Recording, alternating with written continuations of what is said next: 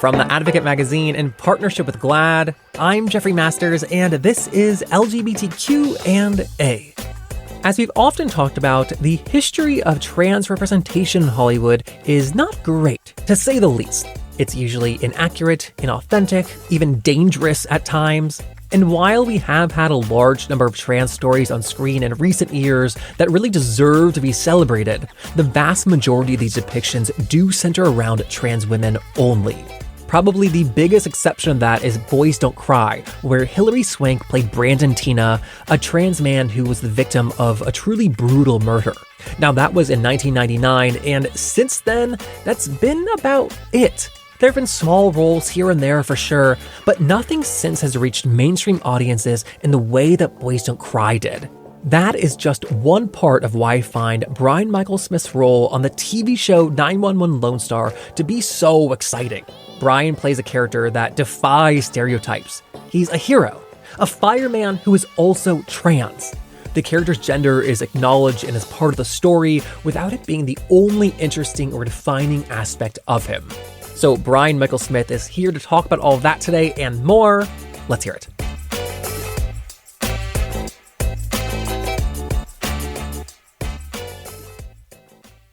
So not only is it historic to have this black trans masculine character on such a mainstream TV show, but I think it is equally important, and has to be underlined actually, that this role is a fireman. He's a hero, and he's not built on cliches that we've seen typically. What was your reaction when you first read the script for it? When I first read the script, even before I got the script and I got the audition notice, and I'm telling you, I would have been excited for just a guest role on 911. And I get the email and it's like, series regular audition for 911 Lone Star, a trans firefighter who is from the Midwest, a roughneck, and is, being recruited down to join this new ragtag team of elite firefighters. And I was like, are you kidding me? This is exactly what I want, So, I was just excited just by the character description. We've come a long way in how characters are even described in the breakdowns for auditions, and how respectful they are, how much they understand, the difference between a trans man and a trans woman or someone who's non-binary. I didn't think there would really be a day when I would be able to play a trans male heroic character as a regular, you know what I mean? Oh, and you thought that because looking at the history of film, there literally hasn't ever been a character like that, ever. No. And one of the amazing things about working on Disclosure was I got a chance to revisit some of the things that I saw growing up and then things that I hadn't seen before. And as I looked through just hours and hours of film and clips from TV shows, I realized there very rarely has been actual trans men characters represented until the late 90s with Boys Don't Cry. But even then, the director had described the character as, a female body person who wanted to be a male and all this kind of stuff. She's retracted that. But most of the representation that I had seen were female characters, women who decided to cross-dress as a male for some sort of gain. So it was like this, women's empowerment story in trans male packaging. And at the end of the day, once, her love life was on the line, or, once she got what she needed or she proved that she can do anything, she takes all the male stuff off and becomes a woman again. There was this whole belief almost that trans men don't exist. It was always just kind of like women in disguise. So I thought either I have to just continue to play cis male characters or just, I don't know. I never thought that it would come from a television show, a series regular role on a network television show. And in your career, you've played a lot of police officers and security guards and now a fireman. Does that speak to your essence and something that casting directors are picking up on? Or is that more about how black men are viewed by Hollywood? No, a lot of that honestly came from my own conscious decision. When I was in New York, when I started doing background work, I was like, well, they always need cops. In New York especially, they always need cops for background work. And there's one actor that I met who's a professional background actor was like, hey, if you get your own cop uniform, it pretty much pays for itself. You're always going to get work. And he was right. I remember in 2011, 2012, I was like, I really want to be on Orange is the New Black. But the only regular male characters on Orange is the New Black are security guards. So I'm like, okay, well, I want to be a security guard. So I got a picture in my cop uniform. The headshot, I went down to, Jen Houston's casting office, and I went to drop it off. And, they're really receptive. They're really nice.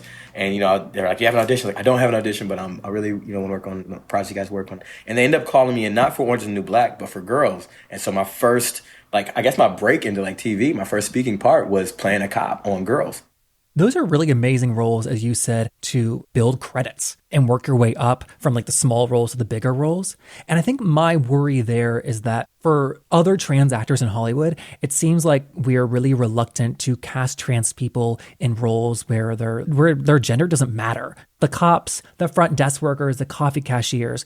It seems like we only want to cast trans people in trans-specific roles. And so then we're denying trans people the ability to build up smaller roles to then get the bigger roles. Right. And, I think for me, I had the privilege of that choice to disclose whether or not I'm trans, so I had the privilege of being able to just play cis characters because, I walk into the room and unless I have a conversation about me being trans, unless I put on my resume, I have that choice. And not every, actor who's a trans or non-binary has that experience because of how, they present or, they express their gender identity. I feel like actors such as myself and other actors who, have the privilege of that choice, they are showing Hollywood that you can cast us in other things and we can tell other stories. You kind of cut yourself off at the knees when you pigeonhole people into what you think that they can do based on what you know about, what you think you know about their experience. You know what I mean? Yeah, it just seems like your career has kind of been the exception in that regard, unfortunately. Yeah. I mean, Trace Lissette has done some amazing things. There's a lot of actors who have been able to do it, but not that many, and not enough. So I'm hoping that the trajectory of my career can sort of serve as proof to Hollywood that we can do other roles other than trans roles. And that's something I really like about Lone Star is that they allow my character to just be who he is while other times exploring, his trans experience and giving room for that as well. And with Lone Star, to my knowledge, there's not a trans writer on staff or anyone else who works behind the scenes, I believe, who's trans. And I bring that up because the portrayal of the trans man is authentic and responsible.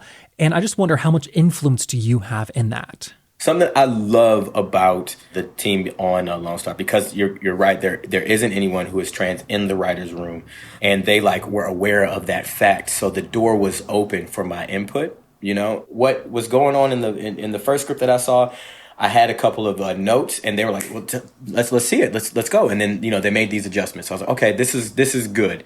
Would it be great to have someone who's trans in the room? Certainly, yes. But that's the next best things, to have people who are aware that, hey, I'm not of this experience. I am a creative person. I'm going to do my best based on the education I'm providing myself. They were as educated as they could be before I came into the room. So it wasn't like I had to sit there and explain and do much. They were very knowledgeable, all things considered. And so a lot of what I brought then just came from my own experience as a relatively binary transmasculine person. So that was great. And so with that first script that you went to the writers and said hey, this doesn't feel right, can you give an example of one of those lines or something? Yeah, so the way my character is sort of introduced is, he's a man of not too many words. Then the following scene, it's this really nice kind of intimate scene with him and the captain. But the opening line has, as it was written, was my character's just going on about, I have acne because of the medication that I'm on. And, he's being very specific about, hormones and this, that, and the third. I'm like, in no way, in no world would a trans man in a new environment who's coming from an environment where he was experiencing discrimination or animosity for being different, would he be that open and forthcoming with someone that he does not really know?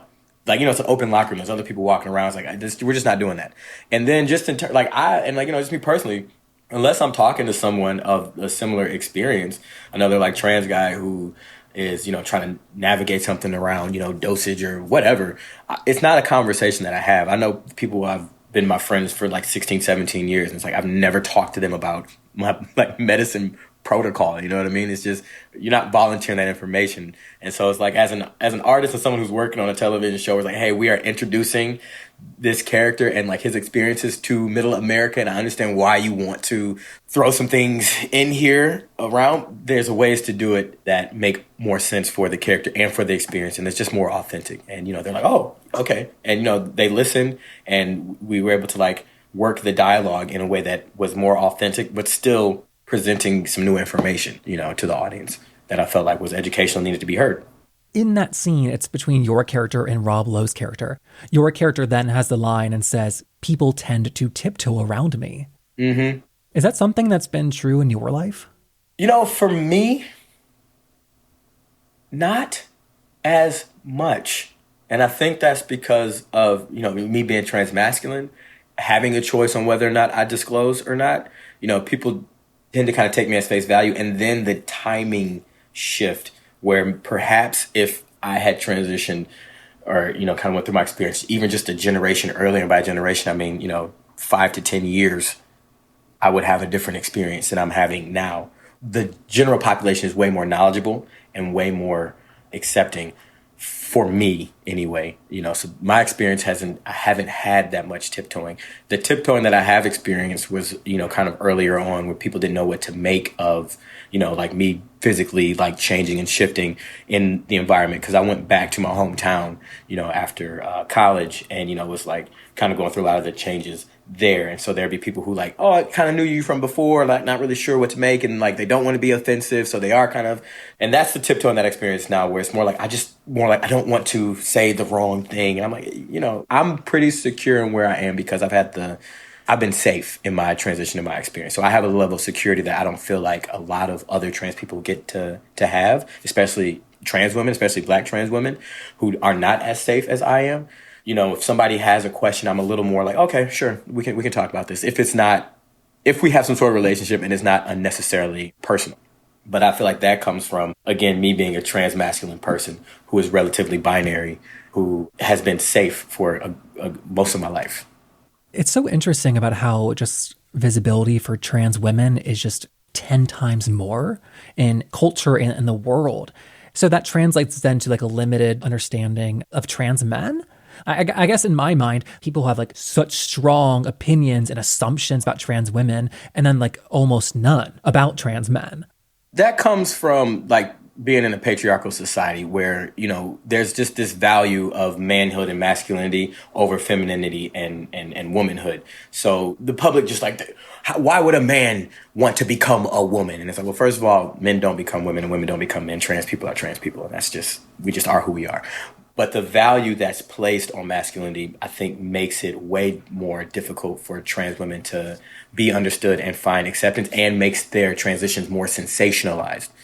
So there's a sensationalism that comes with a trans woman's experience that you don't necessarily find with trans men who are binary and do relatively binary masculine things. We all grow, we all transition in different ways in our lives, and hopefully we'll get to a point where things are less sensationalized and that there's this lessening of personal offense and violence that comes, with a trans woman's experience or a trans woman's desire to be who she is in transition. I don't know. It's very sad and infuriating how people tend to respond to trans women, with the violence and with the level of discrimination that they have to face. And I actually hear that being talked about more and more about all the violence and discrimination that trans women face. But what I hear less discussed is that while trans women face higher rates of violence inflicted by other people, trans men face higher rates of violence inflicted on themselves. And I wish that that was also part of the conversation, that we can discuss all these things. What's challenging, and again, in a patriarchal society, that values this antiquated version of this idealized masculinity that isn't really a thing, it teaches men and masculine people to hold their feelings and to hide their feelings and that there's no space for the feelings, or that masculinity is, and being a man is the answer to all your problems. And then just the pure anti-trans discrimination. I think if you have to take those three factors, this is why you see a lot of the self-harm within the trans masculine community. It can be very isolating, especially if you do get to a place where you have a choice on whether or not you disclose. If you feel like you can't safely disclose, because not every trans man is safe when he discloses and is out, so then it's just another thing that you're carrying by yourself. And so I can definitely understand why the suicide rates and the self-harm rates are so high for the trans masculine community, while the outward violence is experienced more by the trans feminine community. And what you said about the need to disclose and when that happens or doesn't happen, I think that there's a kind of a remarkable scene in the first season of Lone Star where your character gets a love interest and, has to decide to disclose and does after he goes on a date with her. And she ultimately turns him down. Mm-hmm. That doesn't have a happy ending. What was it like to shoot that scene? It was a lot. I mean, it was one of the things that was like the kind of challenge that I felt like I was looking for as an actor and and an artist, especially, pulling from my own experiences and then pulling from experiences that I don't have, but that I am aware of because of my connection to the community and the other people that, I'm in concert with, or just the stories that I've heard. Worked at the LGBT Center and, worked with a lot of young trans people. And even though my own personal experiences did not necessarily mirror my characters, I was able to sort of tap into that and lean into that. And I felt like it was really well done in terms of how it let the audience take a walk in Paul's shoes. Because there's this belief oftentimes that, people who are not trans have, you need to just tell. You need to just, if you have to tell somebody. And it's you never know. And I was really happy that we got a chance to have that conversation take place in the show. This is one of those things that, the writers really let me, talk about, where I was this kind of rule of three thing. That kind of came from my own experience. That's what I sort of made up, where there was a period in my life where I was getting very upset and a sense of betrayal because I would muster up the courage to disclose to someone that I trusted. And then they would tell someone else, even though it's that's not your thing to tell. And I don't know what whoever you tell is going to do with that information. I trust you and what you're going to do with the information, but I don't know what so-and-so is going to do with that information. And as a young person who came up with Boys Don't Cry as the only trans masculine story that I know, well, what happened when people that, Brand and Tina in real life found out, they would try to chase them and kill, and kill them. And eventually that's what ended up happening. So there's this sense of betrayal and frustration that comes with that. And then I had to just say, you know what? It's one of these things, in order for people to process, by and large, they have to have the conversation with somebody else. So I just need to know that if I'm having the conversation with someone, I'm having the conversation with probably three. This person, the person they're going to tell, and probably some other person that I don't know. So I need to gauge my level of safety. I need to know what's going on. I need to know that that's what's going to happen and just be on alert that I just had that conversation with somebody and this is what's going to happen. So I was really happy that they were able to put that into the show so that other people who are not of the trans experience can keep that in mind, that when you tell, you don't know what the person is going to do with that information. And it was kind of remarkable that the show gave us that backstory conversation before we saw the conversation. I think that they pulled off something so nuanced, which is that your character is not hiding or ashamed of being trans, but it is something that is private. And just to pull that off on a mainstream TV show again, which is probably introducing a trans man to America for the first time. Yeah. I think it's really, really incredible. No, I mean, when I tell you these are the kinds of stories that I would like to tell. And these are the situations that I feel like I went through everything that I went through in my life to do this, to bring me to this moment so that I could do this. That conversation said exactly what needed to be said. You see that, hey, I'm having fun and I want to have the conversation. I'm not trying to hide something. I'm just trying to figure this out. A minor line change that made all the difference in the world was after we go bowling and she kisses me. Just for me personally, it's I always want to have a conversation with someone before it gets physical. And so she got physical with me first. I want to have this conversation with you. And I believe there was a way that the line was originally written that made it seem like it just felt like Paul was being a little deceptive. And I was just can we just change it to hey, there's something we haven't talked about yet. And it felt so right. And, and I really love that instead of showing the conversation, we went to commercial and it let the audience think about what would you say? And so they had to, they had to sit there and think about what would they say and how would they talk about themselves, and like how do you disclose something that's personal and you don't know what the other person's experience is and what their point of view is going to be or how they're going to take it, and there's feelings involved. I love that they did not show the conversation; they left it to the audience's imagination. Yeah.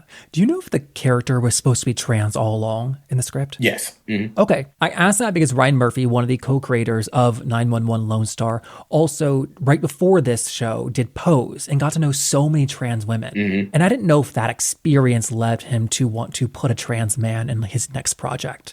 I think so. I mean, I'm not entirely sure, but I know that Tim Minear has been very, who's kind of like he's the maestro of Lone Star for sure. And, I think he really wanted to populate the world with people of all backgrounds so that we can really show the humanity and the things that, even though we have these labels and we have these ideas about diversity, it's like you really need to know what it's like for people to walk into their shoes and to see how they navigate the world. And, we could talk about trans people. We could have guest trans characters all you want. But when you have a regular character, you grow with that character. You take a journey with that character over time. And that person's in your house, every week.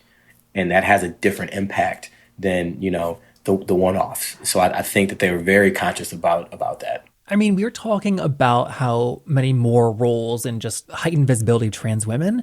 It kind of feels like Hollywood learned a lot of really hard lessons, like portraying trans women and transitions only for years. Mm-hmm. And now they're kind of getting it right with putting trans men on TV for the first time. No, they are. I mean, it's been an incredible year. I think the GLAAD report came out and there was 11 trans masculine characters across TV, and just seeing these characters showing up, either on the OA, Elliot Fletcher on the Fosters, from a couple of years ago, but just slowly starting to see characters of different ages and varieties. Leo Shang showing up as a series regular on the L Word, changing the representation there. Theo Germain on Work in Progress. I mean, it's just been a beautiful, beautiful year in terms of trans masculine representation, and to just see how much has begun and then where is it going next. And that is Brian Michael Smith, who you can see right now on 911 Lone Star, airing on Fox. And then I'm kind of out of my mind excited to tell you that our guest next week is the living legend, Miss Major Griffin Gracie. I think that Miss Major is the most famous and celebrated trans elder alive right now, and for good reason. So make sure that you're subscribed to the podcast that's coming next week. And while you're doing that, please leave a comment and ranking on Apple Podcasts. Things like that really do matter and help our show, which is why we ask every week. So thank you so much to everyone who's done that. And thank you to everyone who's going to in the near future, right now. All right, we're brought to you by The Advocate magazine in partnership with GLAAD. Come check out all of our amazing work at advocate.com and glad.org. I'm Jeffrey Masters, and I'll see you next week. Bye.